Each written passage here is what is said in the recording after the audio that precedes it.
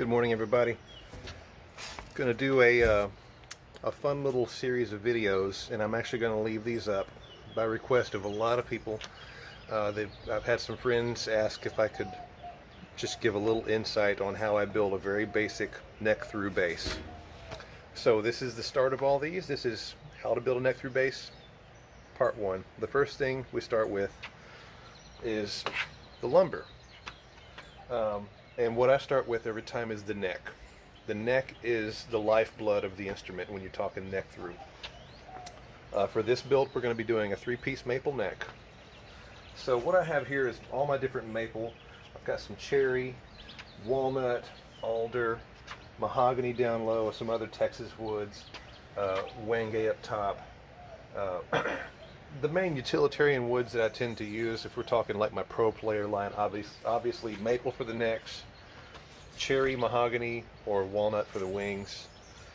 They all have alder tone blocks, so I have all these marked for their purpose, whether it's for wings for a custom build that has a top, or if it's a narrower piece, it's going to make a good tone block.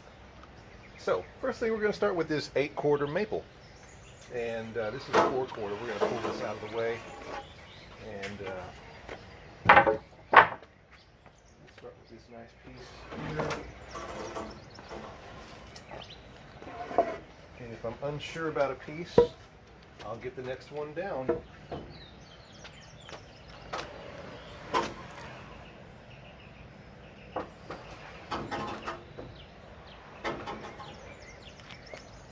think this one will do nicely. I always sight down each board. It's been sitting in my shop for a while, acclimating, settling down.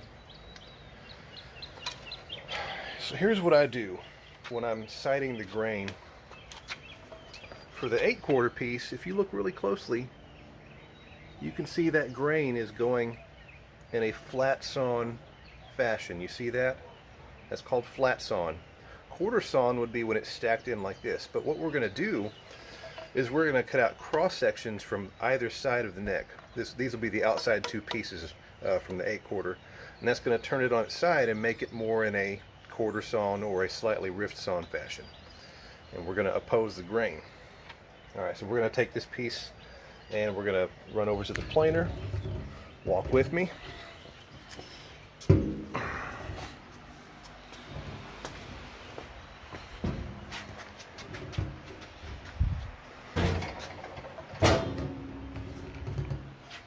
You guys are going to get to see me hobble around this tiny space of shop. Before I do that, bear with me, I'm going to shut this garage door.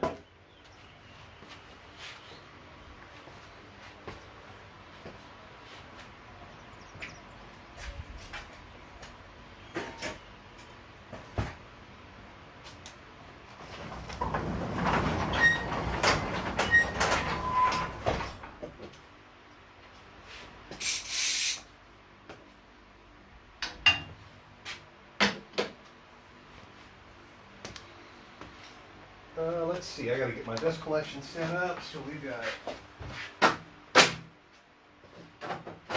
that.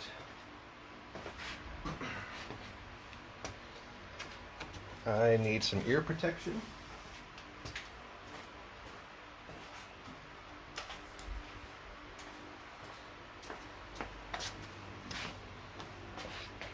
Alright, hope y'all can see okay. We're just gonna run this through the planer and machine smooth each side of it so that it's nice and level.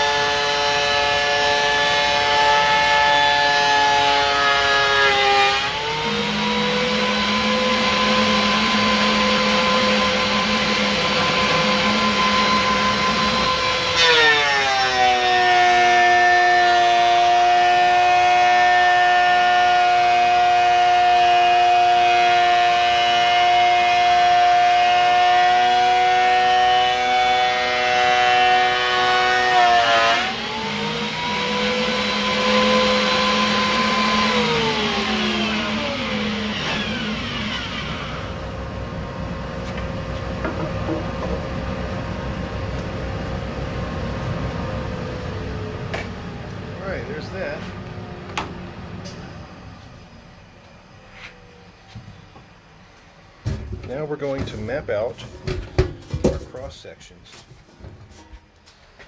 So again, I'm going to sight grain so that I know that I'm working on the right side of the board. There's comments, I'm going to have to go back and read those later.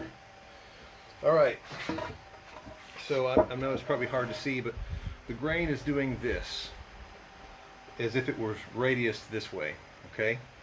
So that means this is going to be the inside that's going to be my glue joint side. So I'm going to mark on the outside. It's important to set this down on a padded surface that's not jagged and has anything that could disrupt this perfectly machined underside that we want to be our glue surface. Does that make sense? Alright, now I want to look at any physical imperfections. There's all this, right, all this mess up here. This would make a good side to be the headstock in, so what I'm going to do is flip it over.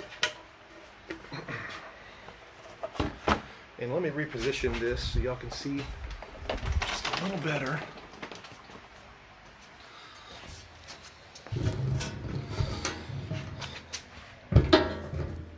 That's better. Let me get my template real quick.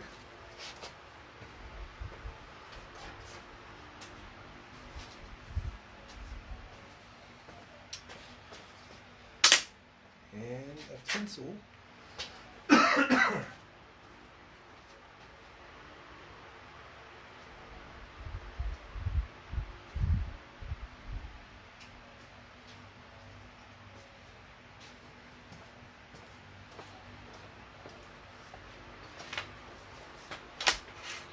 This is my template that I use to mark out my neck blanks.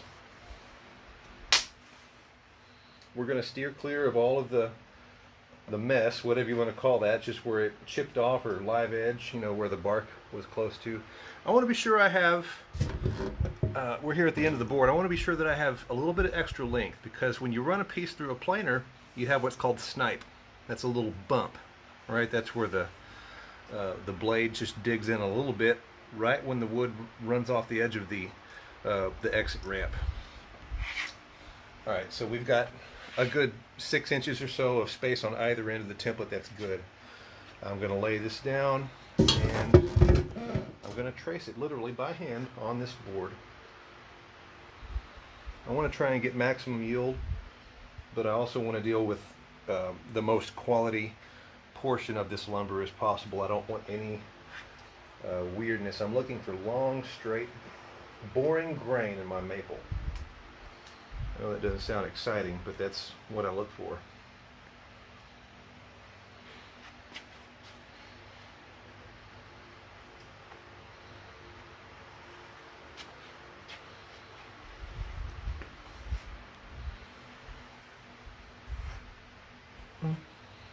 I have some important marks on this template. One of the most important things, it says, neck template, do not cut or chunk. On the other side it says, neither burn nor throw me away. Neck template. That way I know not to get rid of this thing. Okay, so there's that piece. Now I'm going to take it and flip it over, mirror the image, because we're going to oppose these grains. If anything I go over in these videos doesn't make sense, feel free to private message me afterwards. And if you have any questions, if you're interested in getting into building, I'll be happy to answer your questions. We're going to mark that here, there. When you can, get mechanical pencils that have strong lead that doesn't break. This is one of many pencils I got for a $5 grab bag, and they were definitely cheap, and you definitely get what you pay for. I can barely put any pressure on these. The lead just snaps. In all honesty, you don't really need a mechanical pencil for this. You can just use a regular old pencil. Alright, so that's going to be our outside two pieces. For the middle piece, I have this piece of curly maple, which I am going to use. This is going to be for some weight reduction. And I've actually already mapped it out. This was a board that I think I had 4 or 5 other pieces. You can see I have it drawn on here. So we're going to be cutting this out in just a sec.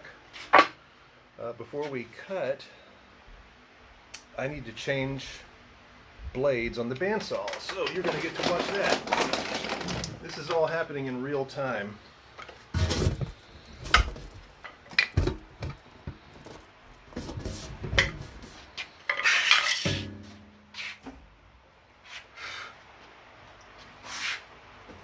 Right now I have a blade on here that is very thin and very small, and that's what I use for my flexi cuts. Before I get too much further down the line, I'm going to vacuum this up a little bit.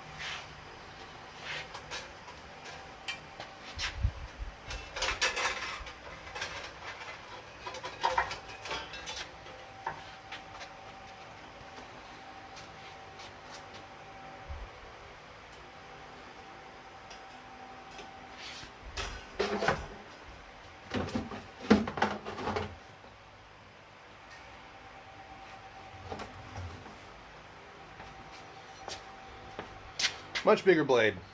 I want to make a nice straight even cut. I'm going to mess around.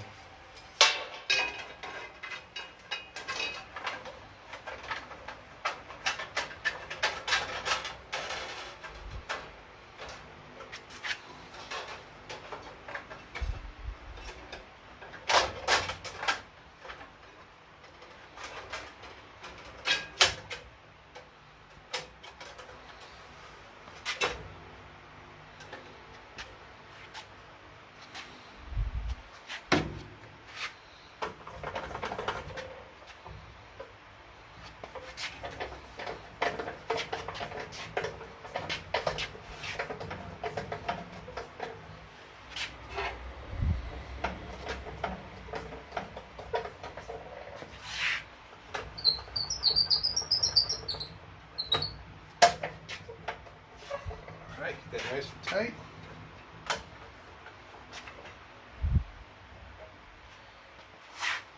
Tension on the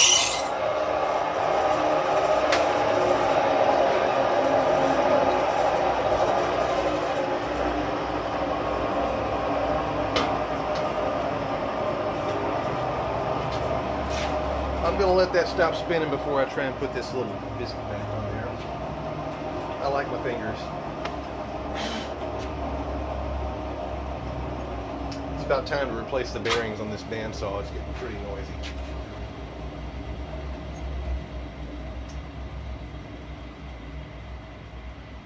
Almost done. Thank you all for watching, by the way. Okay. We got that on there. Dust mask.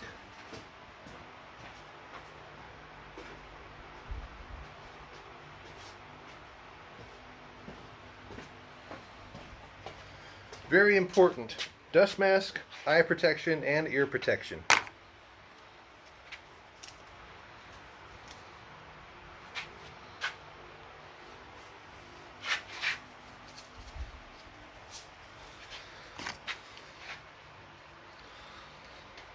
And we're going to cut out these two pieces, three pieces rather. We'll start with the middle piece. Kick on the dust collector.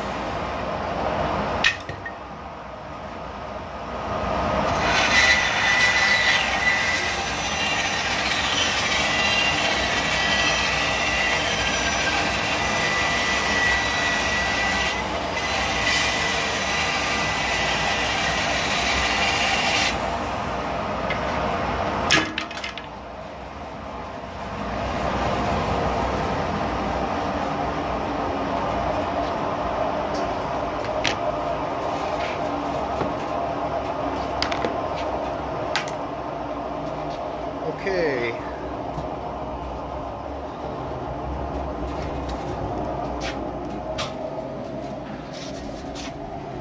So let me flip the camera around so you can see what we have. So here's our three pieces. There's some interesting figuring there in that maple. Now, something to keep in mind is this part is going to be covered up with a fingerboard. There's going to be a truss rod channel going through here. So if you have any imperfections on this portion of the wood, that's actually okay. The thing you got to be careful of is that coming through on the bottom, the back of the neck, where it's going to be visible. I'm not worried about stuff like that. Plus, you've got these nice, clean pieces of hard maple on either side. Now, this is just rough cut. This is not a perfectly straight edge. It's as straight as I cut by hand, freehanding it with the bandsaw. So the next step is to level the tops of these and clearly define the headstock angle. And you can see I left myself a little bit of room on the top for leveling's sake. And also looking ahead, once this thing is glued together, we're going to level the entire neck blank. So it doesn't have to be perfect. It doesn't have to be like the final level thickness right now. Right now this is just a rough blank. There's a couple different ways I can do this. There's the jointer, and then there's the edge sander. I'm going to go with the edge sander today because my jointer has been finicky lately. So we're going to do that. Let me get set up for this. Walk with me, will you?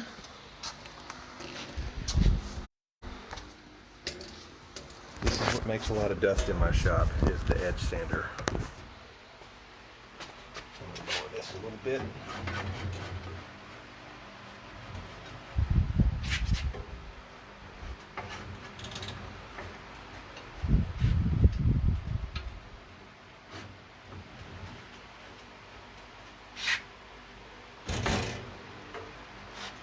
Flip around the dust collection like so.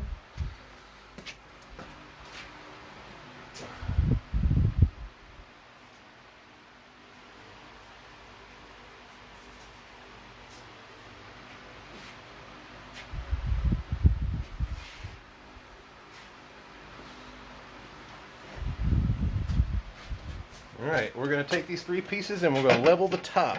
We as in me. I do have a dust collection port on the end of this thing. It only gathers a small amount of the dust that flies off, so it's a work in progress as far as dust collection and management in this small space, but it's far better than my last shop. So there's that.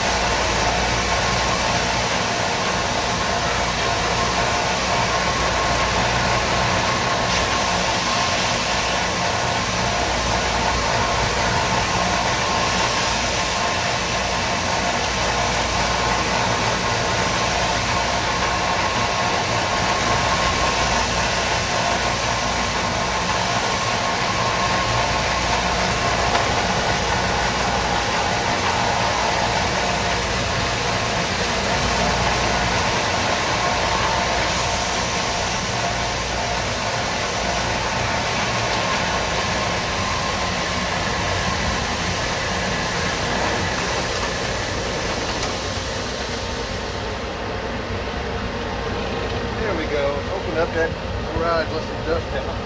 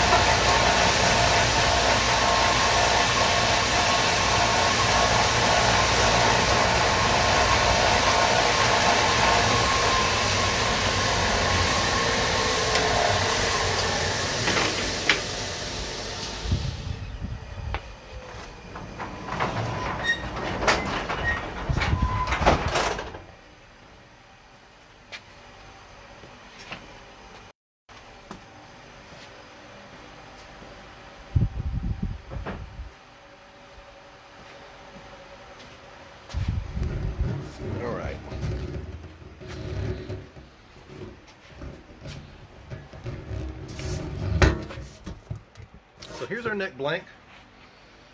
Let's see, there's one little piece I need to cut off so I have a consistent length here.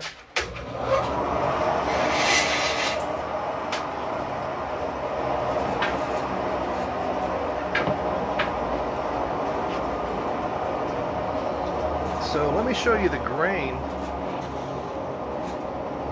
You can see here this is going up that way, this is going up that way, and then this is quarter sawn.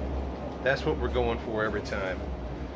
So that basically you have outside pieces opposing one another, going up, kind of like trusses on a house, and then quarter sawn down the middle. There are one-piece necks out there, like your typical fender base, that have flat sawn, and that works too. It's just not quite as rigid and reliable as a three-piece with this sort of grain alignment. Flip it over. It's not perfect. Again, this is rough blank form. Let me flip this around. These pieces are not perfectly level, and that's okay, because we're going to glue this all together, and things are going to slide around just a little bit. I do try and clamp them together in a fashion to where they don't slide around too much. But when I just lay these next to one another, a sign that my lumber has been well aged and adjusted to the climate. There's no bow in any of these pieces, so I don't have to correct any of that, which is good. That means this is going to be a very reliable, stable neck that has no stress in it. All right, so that is the end of part one. This is how you begin a neck through build if you wanted to do a three-piece maple neck. I'll come back with part two, the glue up. All right, thanks for watching. See you soon.